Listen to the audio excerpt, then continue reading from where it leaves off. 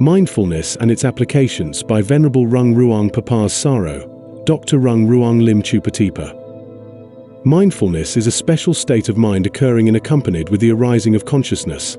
It functions as a mind capability to be aware of what object of consciousness is happening inside the mind, thus making the mind to be capable of acknowledge of what is happening in the world.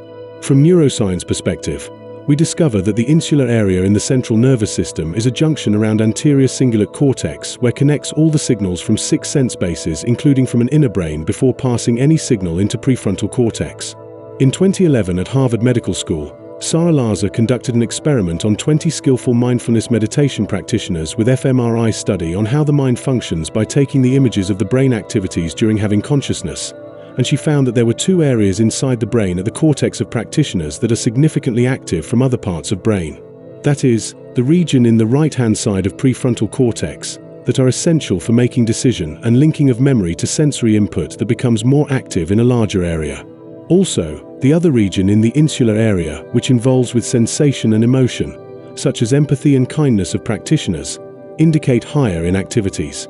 And if we agree that the practice of mindfulness meditation will enhance the mindfulness, then evidently the insular area, whereas the junction area of connecting signals from the brain before entering into the prefrontal cortex, is a potential candidate of mindfulness.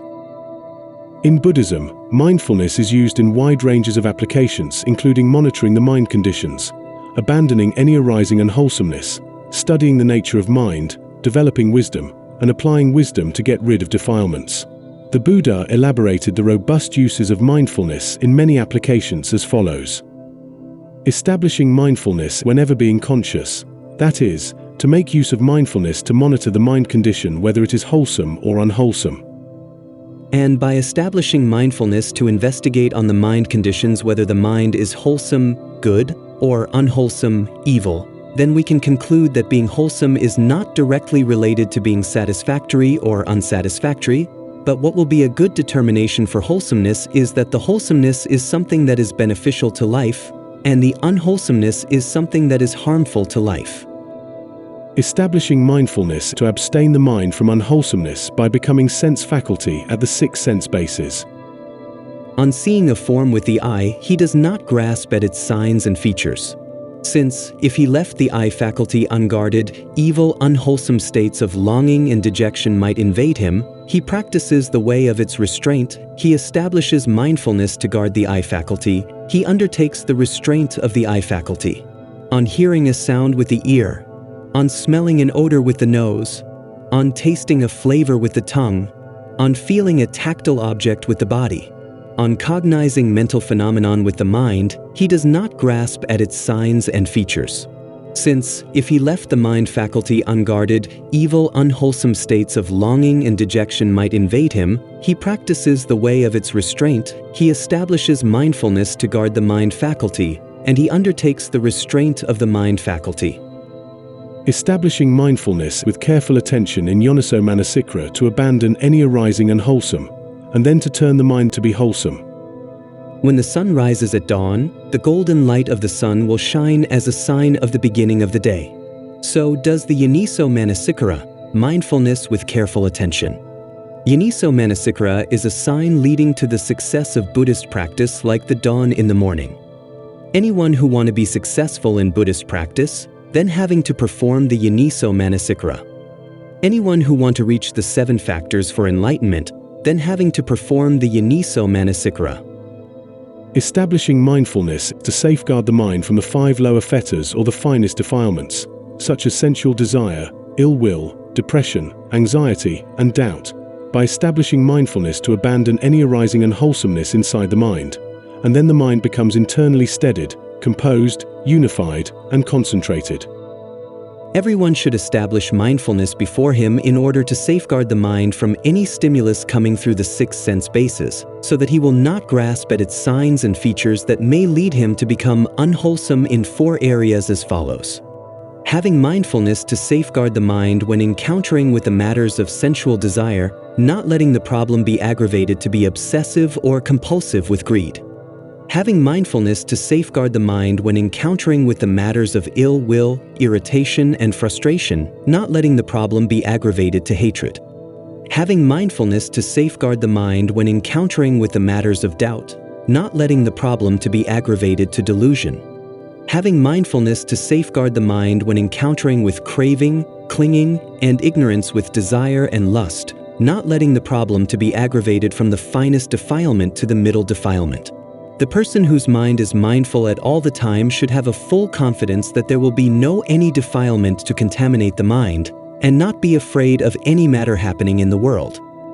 Establishing mindfulness to position the mind in the present moment in order to abandon the depression of the past and the anxiety of the future. This is the most effective way to get rid of any depression and anxiety in everyday life.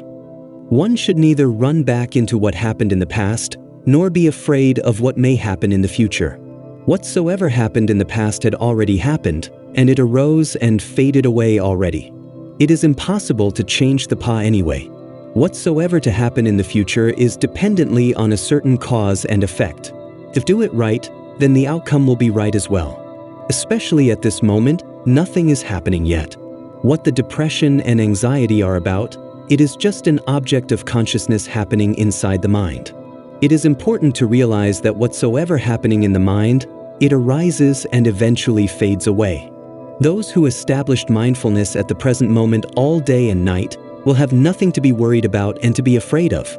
We should have mindfulness at the present moment because when the mind has received either a stimulus of external mental phenomenon from sense bases or an internal formulated mental phenomenon, if we do not think of whatsoever happened in the past or of whatsoever will happen in the future, and then the mind will not be bothered with any matter anymore. That is, we should not think of what happened in the past and do not run forward into the expectation of what will happen in the future, but we should firmly keep the mind to be steadied at the present moment only, then the mind will not be afraid of anything. And the mind will abandon the 5 aggregates subject to clinging. To sharpen the quality of mindfulness to become purified mindfulness with equanimity in the 4th jhana and to be ready for performing insight observation. After abandoning sensual pleasure and all unwholesome ones of the 5 lower fetters, then the mid is in the 1st jhana, which is accompanied by thought and examination, with rapture and happiness born of seclusion.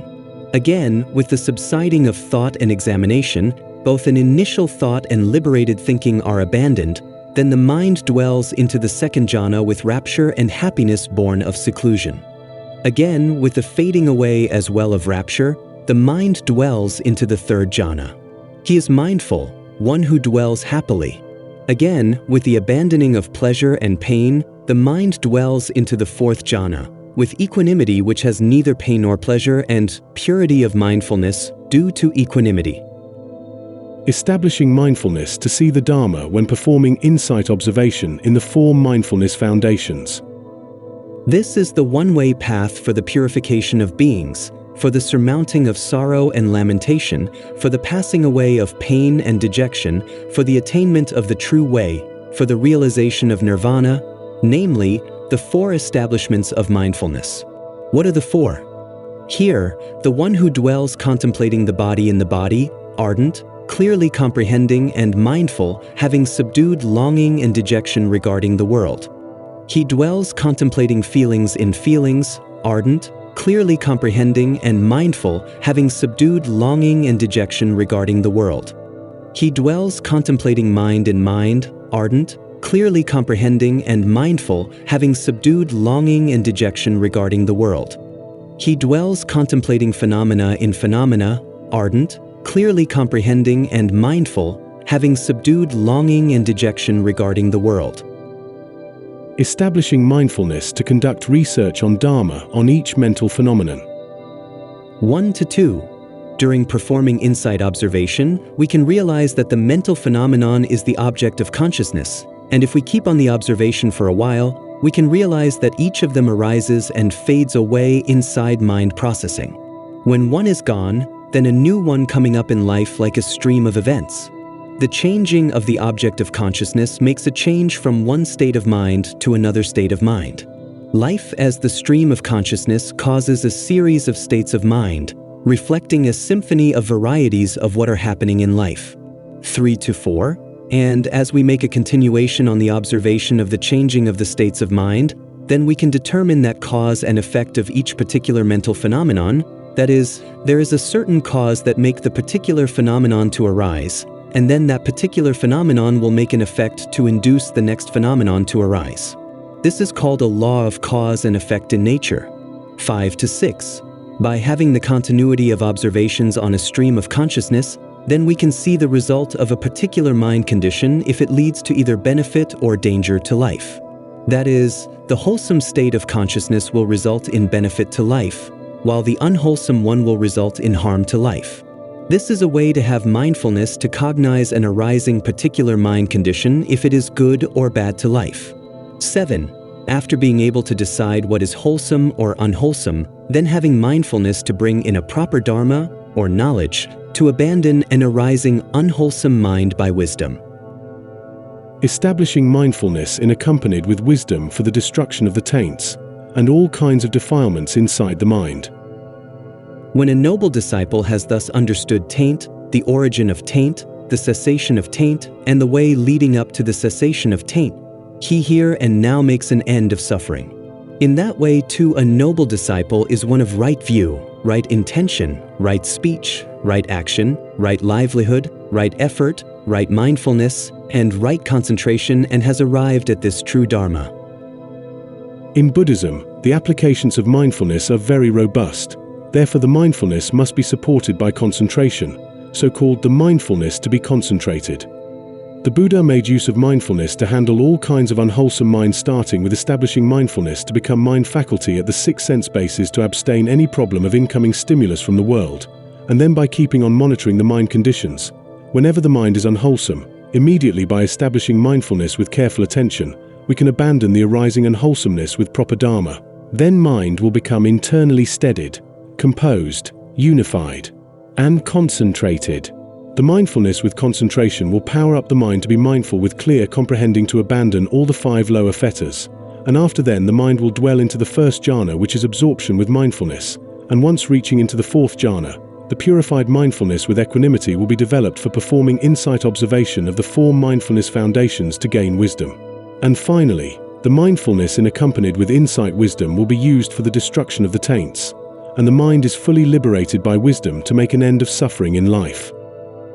The Buddha called a person who lives in everyday life without mindfulness as a fool who lives with careless, because that person does not know what is happening if it is right or wrong.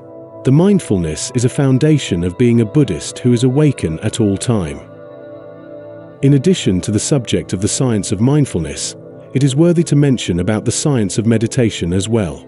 The word general meditation is referred to religious practice as in mantra meditation. However, since the Buddha introduced the make use of mindfulness into the meditation, then a new technique of mindfulness meditation or Buddhist meditation was introduced to the world. As a result, we can classify the types of meditation into 2 types: the mantra meditation and the mindfulness, Buddhist meditation.